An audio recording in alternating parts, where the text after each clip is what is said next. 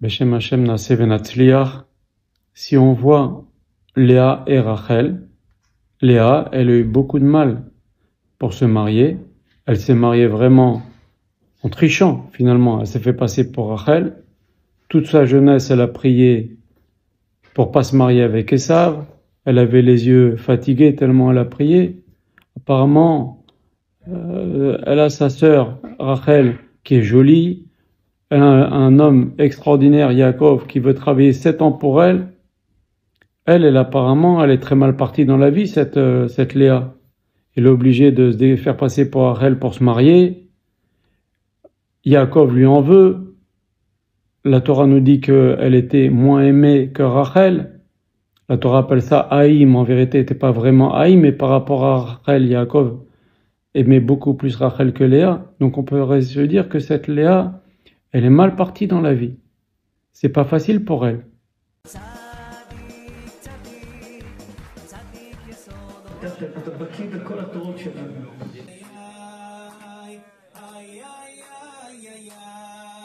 Et on voit Rachel aussi. Elle est super, elle est jolie, elle a un mari qui l'aime, qui peut travailler 7 ans pour se marier avec elle, et encore 7 ans pour vraiment se marier avec elle, puisque les premières 7 ans finalement, il a eu Léa. Donc apparemment, elle a tout bien pour démarrer dans la vie. Seulement, si on voit la suite des événements, c'est pas du tout comme on croit et comme ça se présente. Léa, c'est vrai qu'il y a eu cette difficulté, c'est vrai qu'elle n'était pas la femme principale du foyer, mais il est sorti d'elle Yehuda, qui est le Bechor, qui va donner tous les rois d'Israël, David Ameler, Shlomo Ameler, Yoshiahu Ameler, Chizkiyahu Ameler, que des tzadikim. Ok? Combien de tzadikim la tribu de Yehuda? Rien que David, rien que Shlomo, qui descendent de Léa. Vous avez Lévi, qui va descendre de Léa.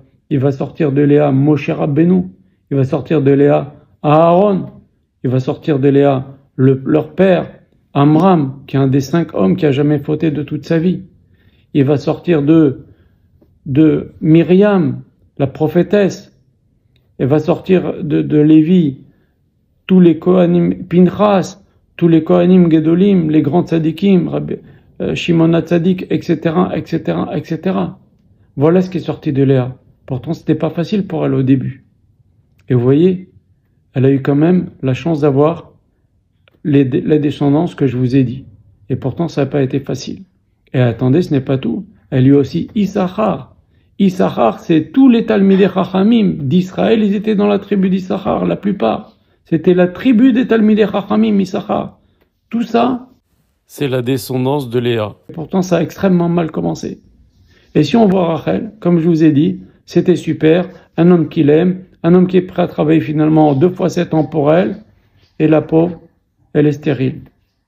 Et puis, elle a un enfant qui va se faire vendre. C'est vrai qu'il va devenir vice-roi d'Égypte, mais qui va beaucoup souffrir. Et c'est pas tout. Quand cet enfant, Yosef, a 7 ans, elle meurt en couche d'un second enfant, Benjamin, qui ne connaîtra jamais sa mère.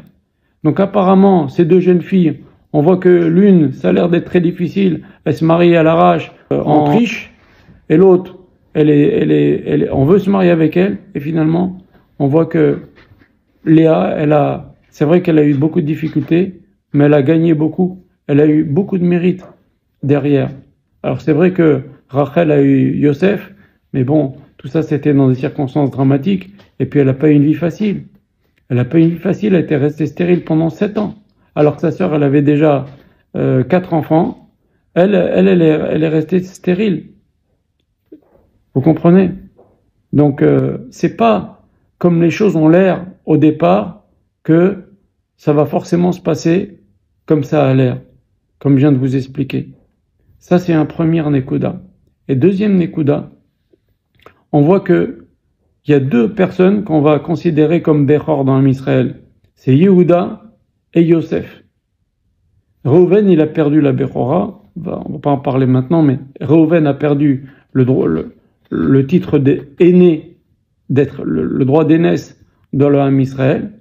Il y en a 2 qui vont gagner cette espèce d'aînesse, de direction dans le Ham Israël, qui sont appelés aînés, c'est Yehuda et c'est Yosef. Et si on voit Yehuda et Yosef, C'est vrai, c'est les aînés, mais au départ, ils ont rien à voir avec l'aînesse. Le droit d'aînesse, il est pour Réhouven, point final. Comment ils ont pu acquérir ce statut d'aînesse? Tout simplement, si vous prenez de tous les frères, ceux qui ont eu le plus de souffrance dans leur vie, c'est Yehuda et Yosef. Yehuda, il a perdu 2 enfants. Il a perdu sa femme quand il était jeune. Et il y a eu encore des enfants dans des circonstances difficiles. Yosef, il a été haï. Yosef, il a été vendu. Yosef, il a fait 12 ans de prison. Yosef, il était loin. Il n'a pas pu apprendre la Torah avec son père pendant 22 ans. Ces 2 qui ont le plus souffert de Ham Israël, ils ont arrivé au statut d'aînés alors qu'ils ne sont pas aînés au départ. Donc là aussi, on voit que c'est pas parce que quelqu'un il a la vie cool, tous les autres ils ont eu la vie beaucoup moins dure que Yehuda et Yosef, mais ils n'ont jamais acquis le statut d'aîné. C'est comme quoi, et le Rav Yoshua Pinto le répète souvent, si vous voulez demander quelle est la fabrique pour faire un tzaddik, pour faire quelqu'un de grand, il n'y en a pas 50 000, c'est les épreuves. Regardez Léa, elle a eu des épreuves, elle a eu des difficultés, regardez ce qui est sorti d'elle. Moshe Rabbeinu, David, Issachar, vous comprenez? Et Yehuda et Yosef, les épreuves qu'ils ont eues, ça fait qu'ils ont eu un statut très élevé dans l'âme Israël. Ça, c'est les épreuves. Que Shem vous bénisse tous.